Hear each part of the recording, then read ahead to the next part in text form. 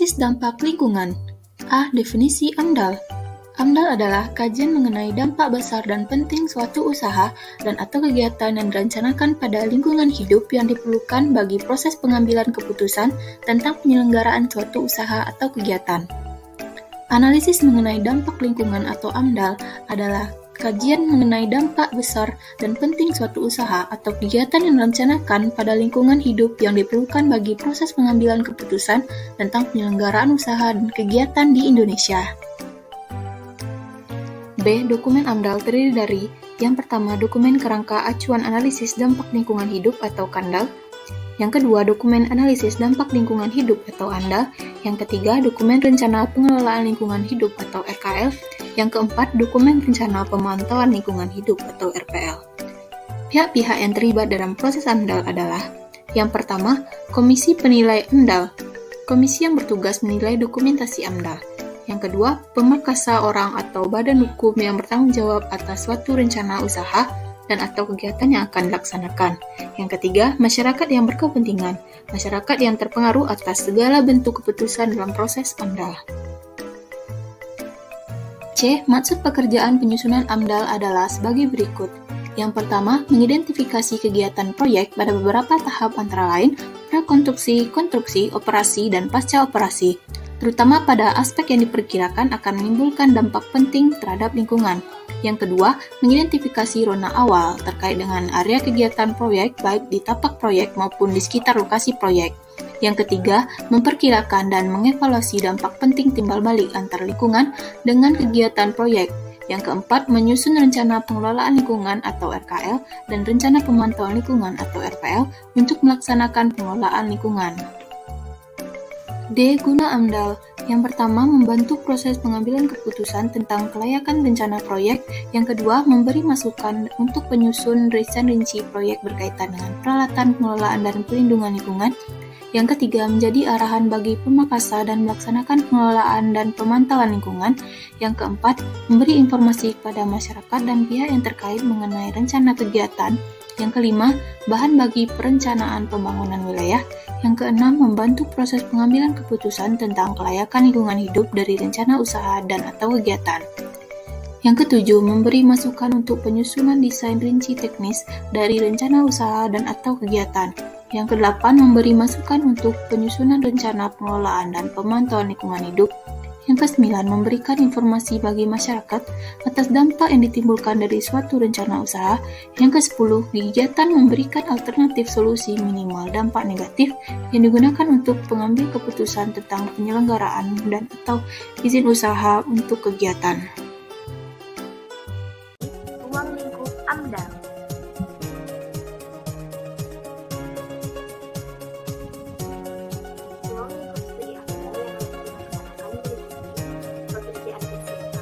Pengumpulan data, deskripsi kegiatan, informasi rencana kegiatan kepada masyarakat, pengumpulan data penduduk, kajian kualitas udara dan tingkat kemiskinan, kajian kualitas air, kajian biologi yang meliputi flora dan fauna, kajian sosial ekonomi dan budaya, kajian kesehatan masyarakat, penyusunan kerangka acuan analisis dampak lingkungan atau KA-AMDAL, analisis dampak lingkungan AMDAL, rencana pengelolaan lingkungan atau RKL, rencana pemantauan lingkungan atau RPL, dan ringkasan eksekutif AMDAL yang disetujui instansi yang berwenang.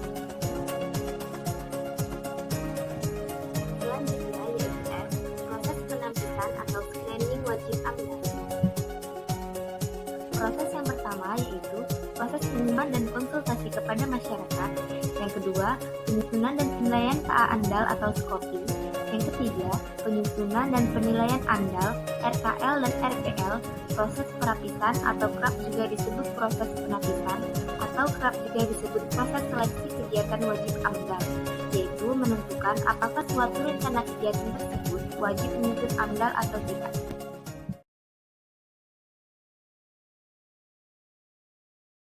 ISO 14000 tentang manajemen mutu lingkungan. ISO 14000 series merupakan seperangkat standar internasional bidang manajemen lingkungan yang dimaksudkan untuk membantu organisasi di seluruh dunia dalam meningkatkan efektivitas kegiatan pengelolaan lingkungannya.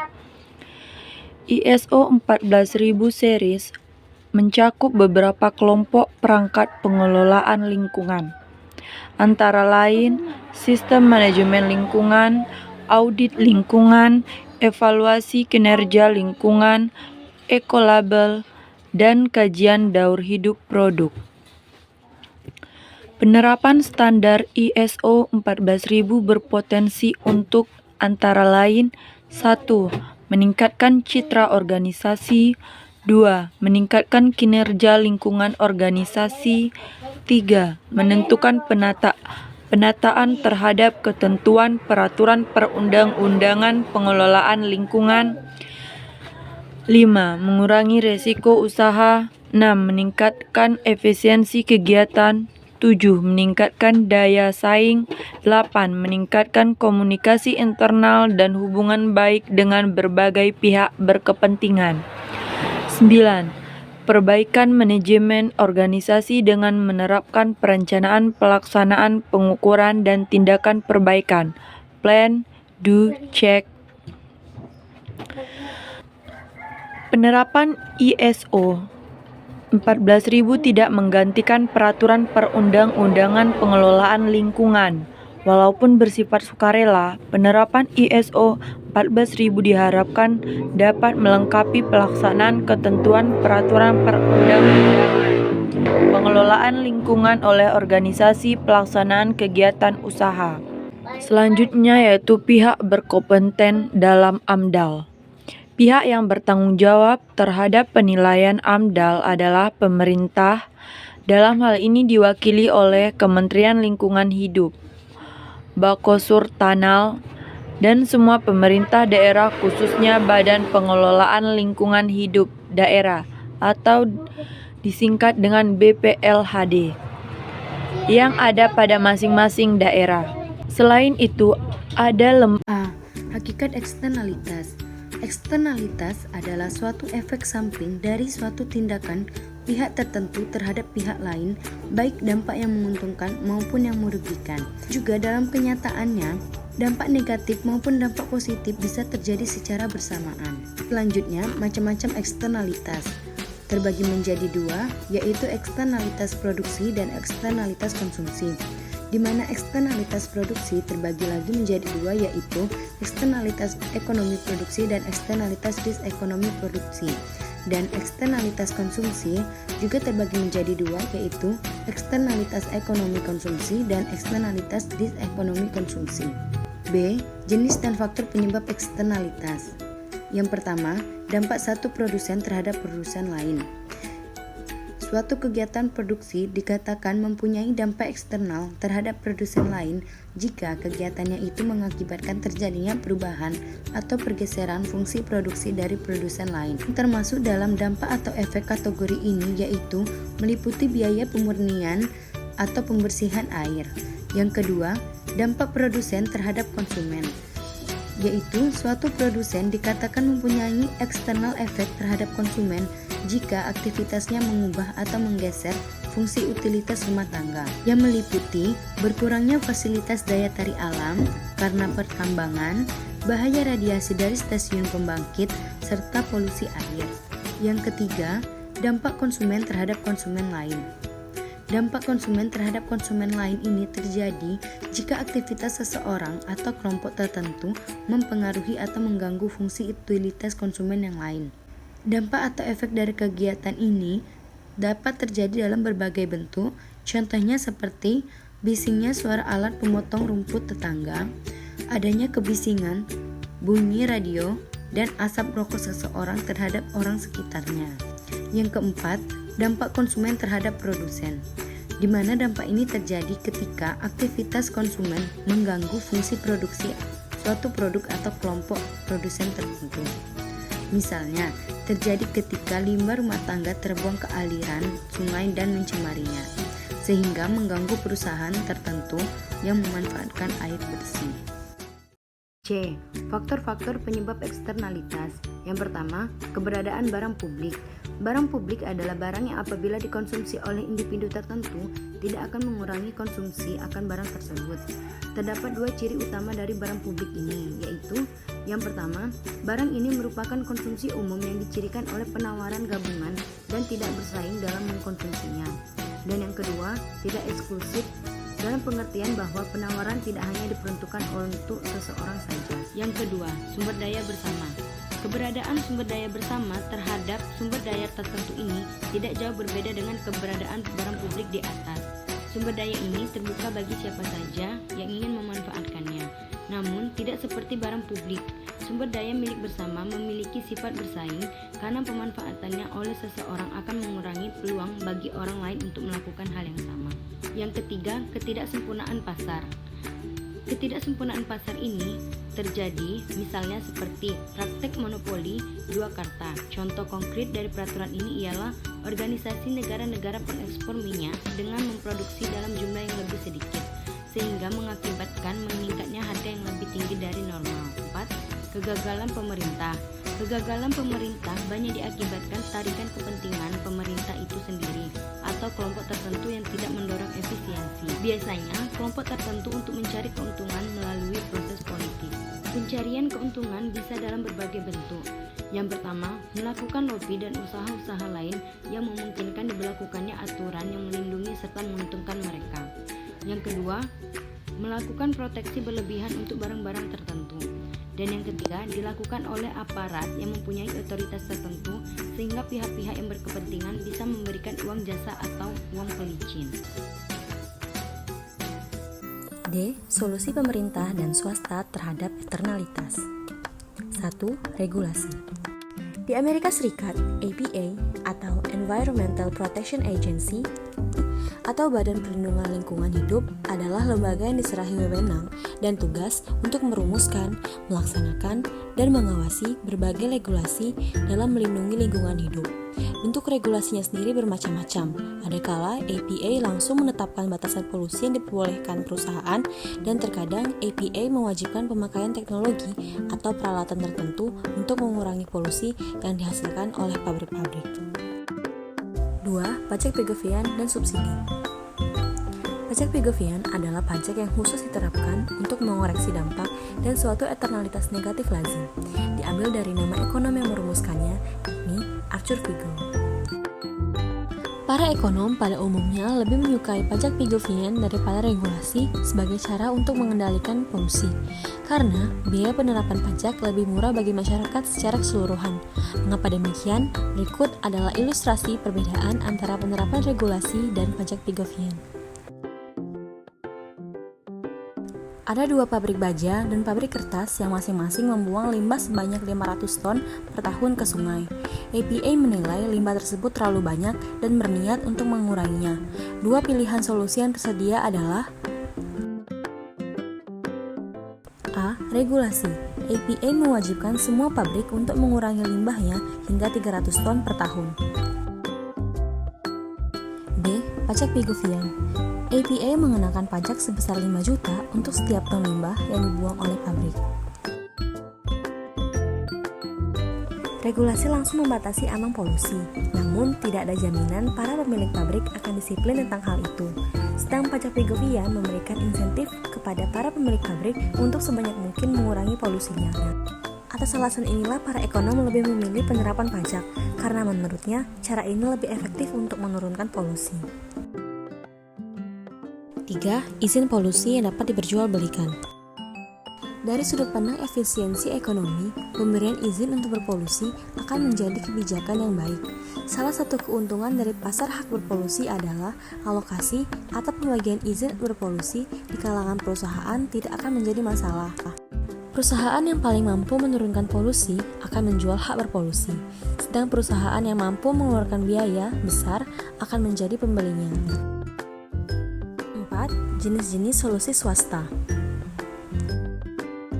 Derma atau amal yang seringkali sengaja diorganisasikan untuk mengatasi suatu eksternalitas. Pasar swasta terkadang mampu mengatasi masalah eksternalitas dengan membiarkan pihak yang berkepentingan untuk mengatasinya. Cara lainnya dalam mengatasi eternalitas adalah penyusunan kontrak atau perjanjian di antara pihak yang menaruh kepentingan. 5. Teorema Coase. Teorema Coase menyatakan bahwa pelaku-pelaku ekonomi pribadi atau swasta dapat mengatasi sendiri masalah eternalitas yang muncul di antara mereka. Terlepas dari distribusi hak pada awalnya, pihak-pihak yang berkepentingan selalu berpeluang mencapai kesepakatan yang menguntungkan semua pihak dan merupakan pemecahan yang efisien. Tanggung jawab sosial organisasi proyek, corporate social responsibility, sebagai upaya pencegahan masalah eksternalitas dan dampak proyek. Arti penting tanggung jawab sosial organisasi proyek. Pendekatan-pendekatan pembangunan ekonomi industri yang kemudian digunakan dalam pembangunan nasional di negara-negara berkembang, khususnya di Indonesia, dalam rangka modernisasi membuahkan berbagai dampak atau efek pembangunan yang bersifat positif namun di sisi lain juga bersifat negatif bagi masyarakat. Walaupun dalam kebijakan pembangunan nasional tiap-tiap negara tersebut banyak menyangkut kebijakan strategis yang ideal bagi masyarakatnya, akan tetapi dalam pelaksanaannya, cara atau metode pembangunan yang digunakan lebih banyak mementingkan pencapaian standar pembangunan kualitas pembangunan daripada standar pembangunan kualitas, atas dasar pemikiran efisiensi biaya, waktu dan tenaga. Terobosan pembangunan nasional yang lebih mementingkan pembangunan kualitas dianggap sebagai investasi yang tidak efisien waktu sebab memakan waktu yang lama, hasil yang tidak dapat diprediksikan dan memakan biaya yang besar serta kecenderungan ruang lingkup efek pembangunan dalam segi kualitas adalah cenderung sempit cakupannya. Walaupun saat ini Indonesia sudah menggunakan paradigma pembangunan nasional yang mementingkan kualitas, tetapi kesalahan praktik kebijakan masa lalu masih membayangi. Sampai sekarang praktek rendahnya kesadaran untuk melaksanakan kebijakan pembangunan industri yang berwawasan lingkungan masih terjadi. Akibatnya banyak terjadi kerugian dan kemunduran dalam pembangunan suatu masyarakat. Tanggung jawab sosial organisasi proyek dan manfaat proyek, peran corporate social responsibility, CSR, terkait dengan manfaat proyek-proyek publik. Menurut Ardiansyah dan Widianingsih, 2005, manfaat proyek sebagai kegiatan-kegiatan yang direncanakan dan dilaksanakan sebagai satu kesatuan dengan mempergunakan sumber-sumber untuk mendapatkan benefit tertentu. 1. Manfaat langsung, direct benefits, adalah manfaat yang timbul tidak langsung dari proyek yang merupakan multiplier effect dari proyek tersebut. 2. Manfaat tak langsung, indirect benefits, mencakup dampak ganda, manfaat karena besarnya usaha, manfaat dari peningkatan pendidikan dan kesehatan terhadap produktivitas tenaga kerja dan sebagainya. 3. Manfaat tak kentara, intangible benefits, adalah manfaat yang sukar untuk diukur secara kuantitatif, yang umumnya muncul dalam bentuk perbaikan lingkungan hidup, manfaat dari meningkatannya kesejahteraan masyarakat dan lainnya. Oleh sebab itu peran corporate social responsibility, CSR, suatu proyek bagi lingkungan sekitarnya adalah akan mengukuhkan organisasi proyek sebagai agen perubahan. Hal tersebut berkaitan dengan manfaat tak kentara dari proyek-proyek tersebut terhadap realisasi perbaikan lingkungan hidup dan upaya-upaya penyelamatan bumi. Pengertian tanggung jawab sosial organisasi proyek. Menurut Wikipedia, tanggung jawab sosial perusahaan atau dalam hal ini organisasi proyek, corporate social responsibility atau CSR, adalah konsep di mana organisasi atau perusahaan mempertimbangkan kepentingan masyarakat luas dengan cara turut mengambil tanggung jawab akan dampak perusahaan atau organisasi proyek tersebut timbulkan masyarakat pelanggan barang dan jasanya, pemasok bahan baku, para karyawan perusahaan atau organisasi proyek yang bersangkutan, komunitas atau masyarakat umum dan pemangku kepentingan lainnya serta lingkungan. Hakikat tanggung jawab sosial organisasi proyek. Tanggung jawab sosial menyangkut kewajiban moral yang merefleksikan etika organisasi proyek. Walau demikian, ada perbedaan pengertian antara kewajiban moral dengan merefleksikan etika organisasi proyek. Antara lain, sebagai berikut. Kewajiban moral. Moral lebih mengarah pada tindakan sesuai harapan organisasi proyek. Moral mendefinisikan bagaimana seseorang dapat hidup sesuai tuntunan organisasi proyek yang dipersepsikan sebagai perilaku yang benar dan baik. Nah, etika organisasi proyek.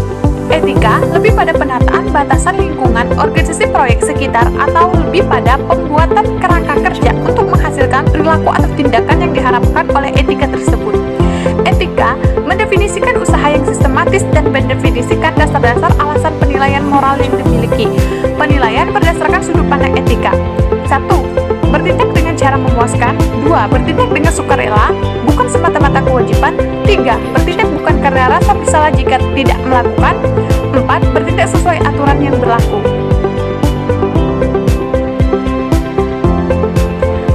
Tanggung jawab sosial organisasi proyek dalam teori-teori etika.